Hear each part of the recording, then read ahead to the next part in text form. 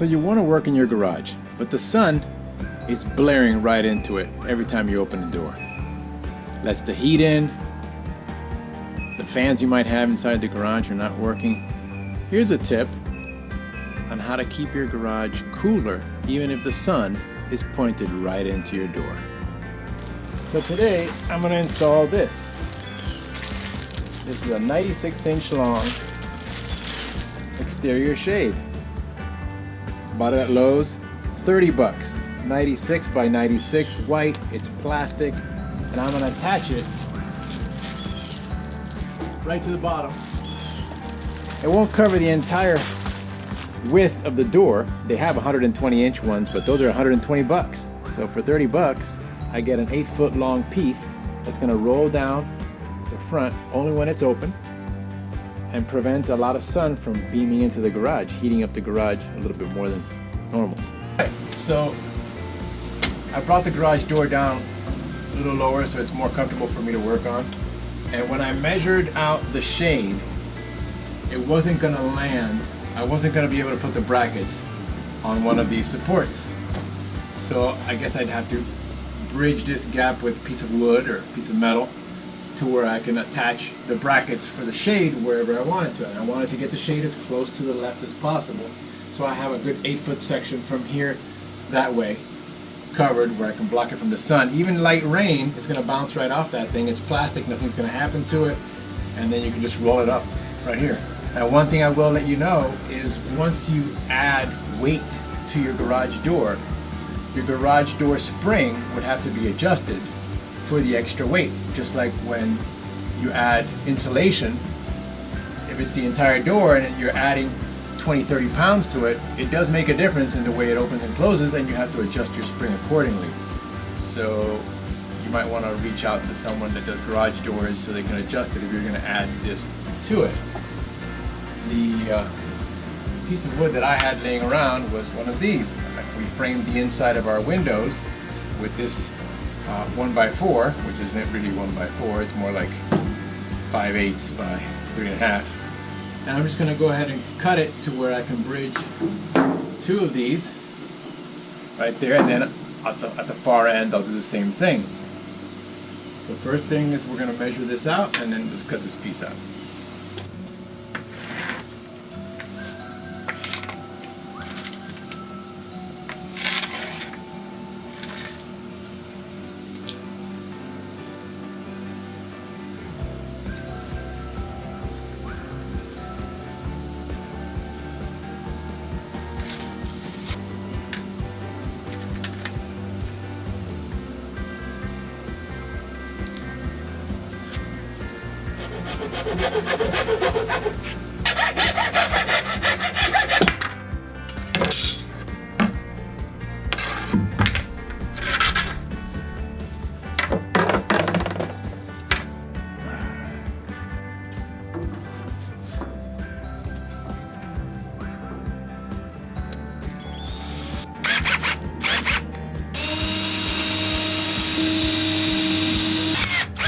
I'm going to use a Forstner bit so that I can sink the screw in a little deeper into this metal.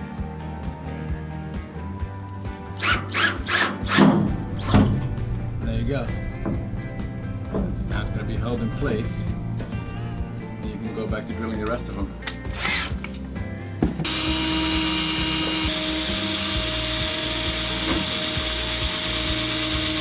Now this might be a little bit more difficult to do over here on this side because this is going through some galvanized metal before it goes into the other piece of steel on the garage. This is a hurricane impact door. It's gone through Irma with no problems. It's an extremely strong door. I don't even think it's going to go through this part. Okay, so I was not able to drill through that with the little Ryobi. So now I'm bringing out the big guns. This is my Sears Industrial 1/2-inch drill. I bought it in late June 1993. It's never been serviced. Works absolutely perfect. Variable speed, you can even lock it. 4.5 amp. I don't even know if they have anything like this anymore. They just don't make them like they used to. Okay, let's give this a go.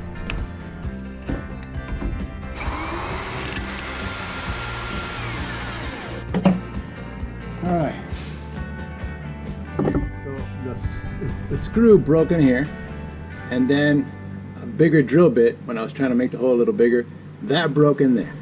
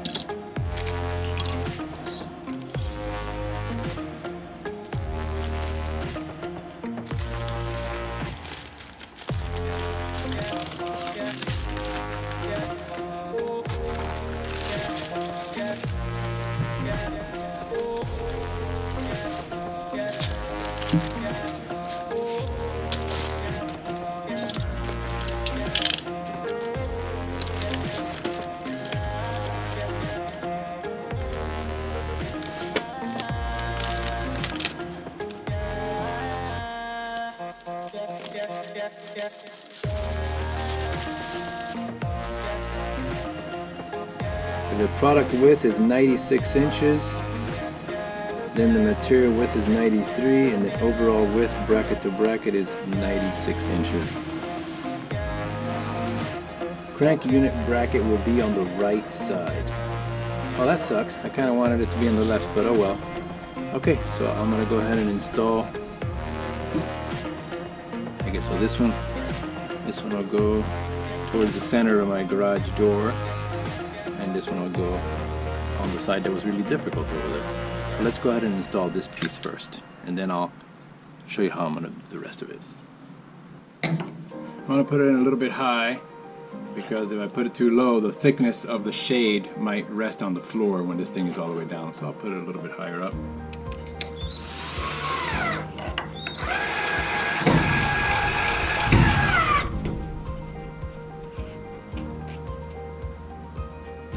And it just came to mind that I should have pre-drilled a small little hole, so I will for the second one.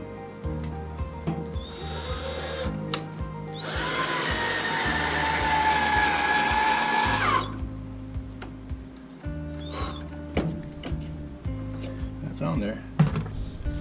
They said the overall width, bracket to bracket, is 96.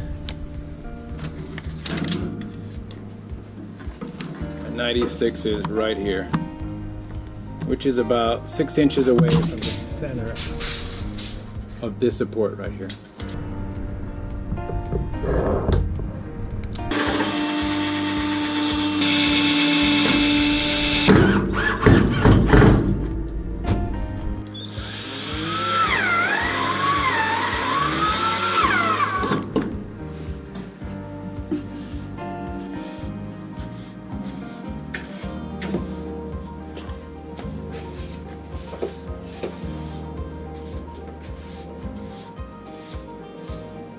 So we have this support, the bracket's going to be right in this area here, and we have that support over there.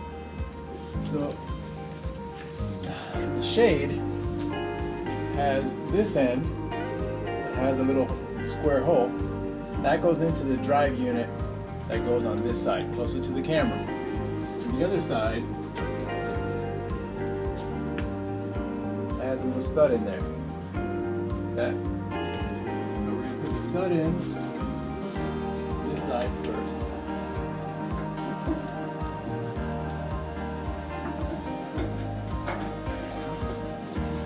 Alright, so that's in there. And then this piece.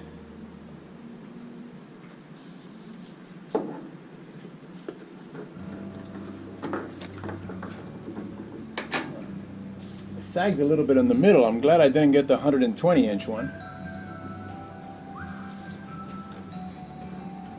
Okay.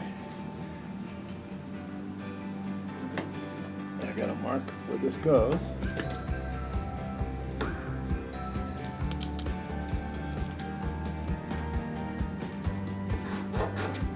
Alright. Take this piece off.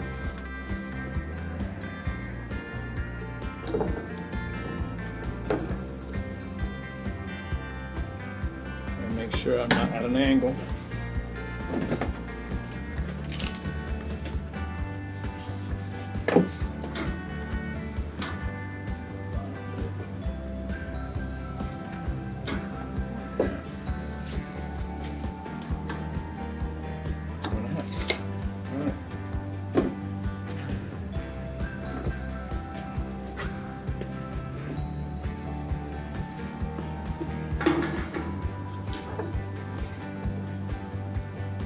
Right to the top will make it even with the other bracket.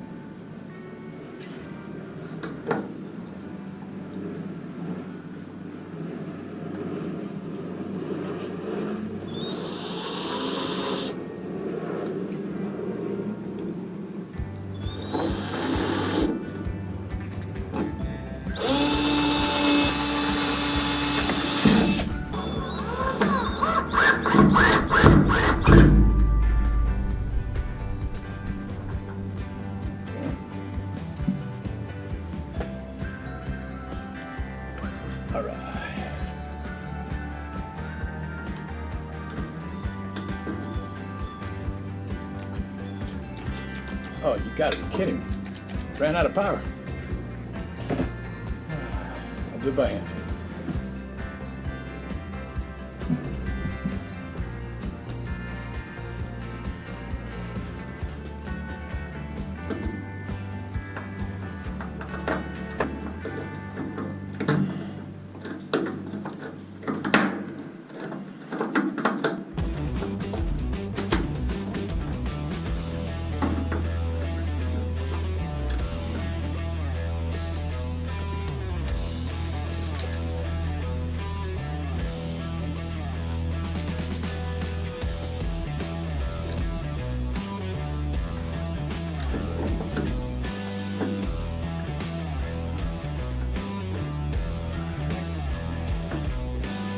Once you have the brackets in, you got to put in the square shaft first. And then this one doesn't in. Alright.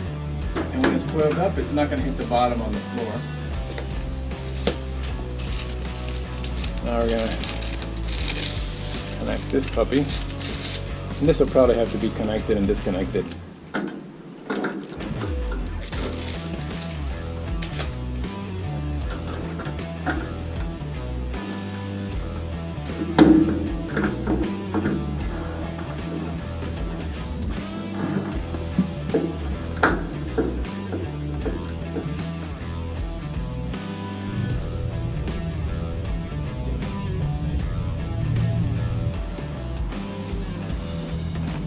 Cool. Now let me see if it's down when it's up. Oh, look at that. I can put this over. I'll probably put like a Velcro strap of some sort right here so I can strap it across the bottom. Or maybe put a small hook here and I'll be able to just hook it right there.